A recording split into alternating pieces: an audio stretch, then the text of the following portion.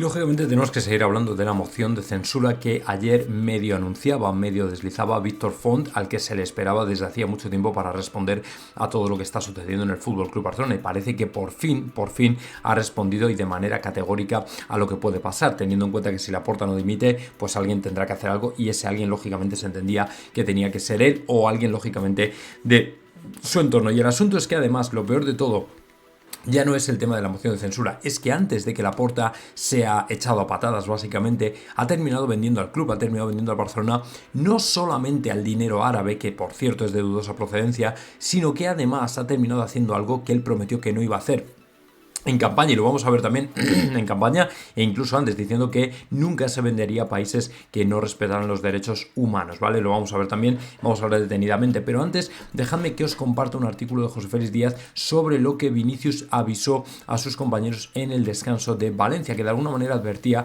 lo que podía pasar y sin embargo, bueno, pues nadie le prestó demasiada atención o no la suficiente. Vinicius avisó a sus compañeros de estar al límite, aunque muchas veces ha demostrado saber convivir con la presión en el partido ante el Valencia, sufrió por la respuesta de la grada desde antes de empezar el choque. Lo avisó en el vestuario del descanso a sus compañeros: estoy superado y mucha tensión, dijo Vinicius a los suyos tras los primeros 45 minutos de Mestalla. El ambiente se fue caldeando según pasaban los minutos, incluso antes del inicio del partido. El brasileño ya sintió cómo volvía a ser el centro de atención de los aficionados y no de manera positiva. Una y otra vez Vinicius escuchaba cómo desde la grada se le increpaba con toda clase de gritos, empezando por lo del balón de playa y pasando por los insultos que los hubo y a los que contestó con aquello de a segunda con los dedos. A la confesión a sus compañeros no lo utilizó como una excusa o una huida del partido, y sí como una expresión de lo que sentía en ese momento y que terminó reflejándose en el césped en forma de tarjeta roja y expulsión tras el intercambio de golpes con Dimitrescu. Portero y delantero ya habían tenido algunos momentos de tensión y enfrentamiento en otros partidos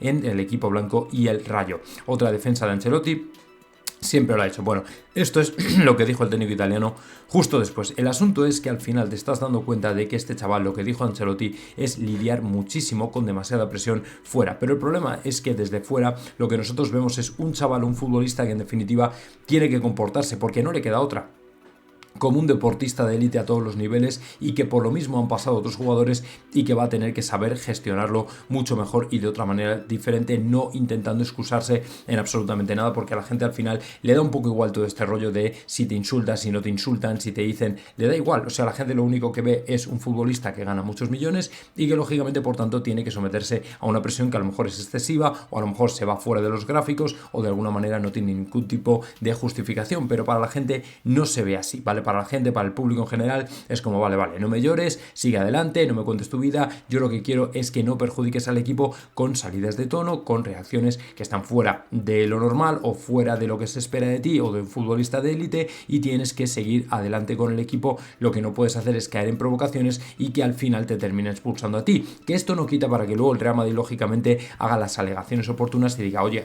es que a este señor le han provocado, es que esto ha habido una provocación de por medio antes de que él reaccionara. Si no hubiera habido provocación, no hubiera pasado. Entonces, de alguna manera, es lo que yo entiendo que al final la gente va a intentar ver de otra manera, yo creo, ¿vale? Que de todas formas lo de José Félix Díaz comentando esto, yo creo que tiene que servir un poco para hacer o sensibilizar a la gente con respecto a lo que está pasando, por lo que está pasando Vinicius en el Real Madrid. Y bueno, pues si hay efectivamente algún tipo de cambio, mejor, bienvenido sea, pero el Real Madrid al final, él tiene que gestionarlo y lo sabe perfectamente, lo tiene que gestionar de otra manera, le tienen que ayudar, y el Real Madrid mismo, el equipo, va a intentar lógicamente revocar la tarjeta roja, que por cierto hay muchas posibilidades de que consigamos algo, pero el Real Madrid le va a defender en la parte que se pueda defender, por ejemplo el tema de la provocación. Pero claro, tampoco podemos hacer milagros. Entonces vamos a ver cómo sale este tema, pero desde luego va a ser complicado, ¿vale? Luego nos vamos a ir ni más ni menos que al Barcelona, porque en definitiva el Club Barcelona está ahora mismo pues en una semana caliente, ¿vale? Y efectivamente Víctor Font, que es al que más se miraba por el tema de la moción, por fin rompió su silencio y dijo lo siguiente: estoy recibiendo muchos mensajes para que activemos una moción de censura. El ex candidato a la presidencia del Barça dio su versión sobre el comunicado que han emitido los grupos opositores a Joan Laporta, entre los que está incluido, ¿vale? Son prácticamente todos los grupos que efectivamente pedían la dimisión del presidente blaugrana. Y bueno, pues dice que efectivamente, venía a decir que efectivamente si no hay dimisión del presidente, automáticamente activaremos una moción de censura o consideraremos un voto de censura. Así que, bueno, efectivamente Font admite que obtener las firmas necesarias para hacer una moción es verdad que es difícil, ¿vale? No será fácil. Desgraciadamente, la institución que tanto queremos, el Barça, tiene un control de gobernanza muy antiguo,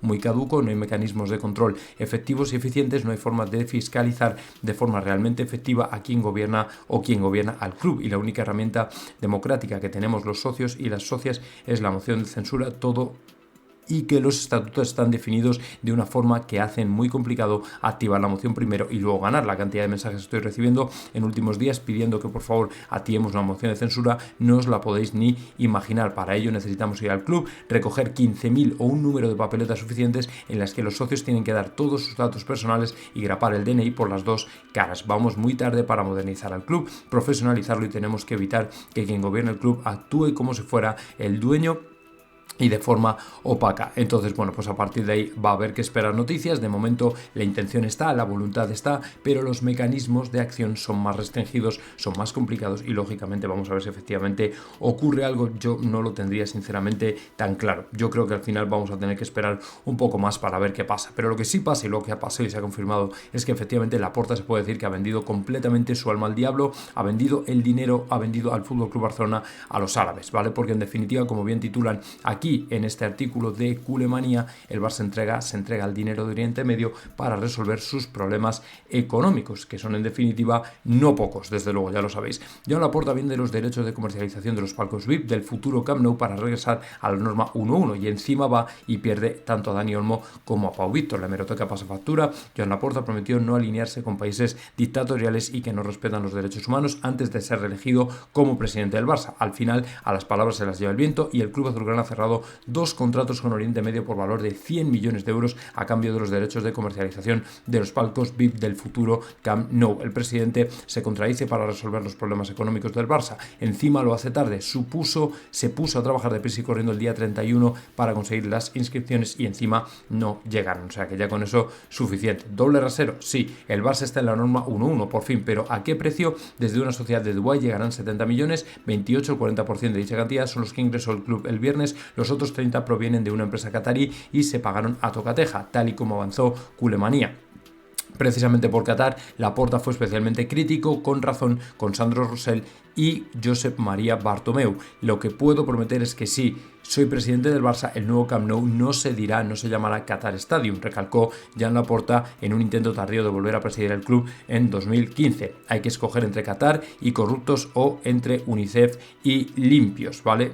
Dijo también en aquella época, bueno, lo de UNICEF limpio, veremos a ver. Y esta Elena Ford es la presidenta y la vicepresidenta, y fijaos lo que decía, ¿vale? Con el tema de Qatar. Lógicamente, pues no le cuadraba el tema y sin embargo al final lo terminó haciendo. El acuerdo con Qatar es muy turbio, sospechoso. Elena Ford fue muy crítica en Twitter cuando Qatar Foundation y Qatar Airways patrocinaban al Barça. Ahora hay un silencio sepulcral, porque en definitiva han seguido adelante con el entierro y todos sabemos lo que hay. Son unos inútiles gestionando económicamente al club y entonces suplican que traguemos con Qatar para salvar al club, o mejor, para salvarse ellos. Bueno, en definitiva, como veis, que donde dije digo y al final lo que ha ocurrido es que efectivamente se lo han terminado clavando a todos los socios culé de las 1001 maneras posibles, pero el problema es que con esta no tenían otra, porque en definitiva la solución, o mejor dicho, la no quiebra, porque estamos hablando de una quiebra técnica total, pasaba precisamente por seguir vendidos a Qatar y lógicamente o a los árabes o al Medio Oeste al Medio Oriente o como queráis, Oriente Medio, lo queráis llamarlo, pero en cualquier caso lo cierto es que han terminado haciendo lo que dijeron que no iban a hacer. El Barcelona está completamente comprometido y vendido a diferentes capitales, completamente vendido, ya prácticamente no le pertenece al socio, de hecho, así que lo siento mucho, pero esto es lo que habéis conseguido intentando huir hacia adelante.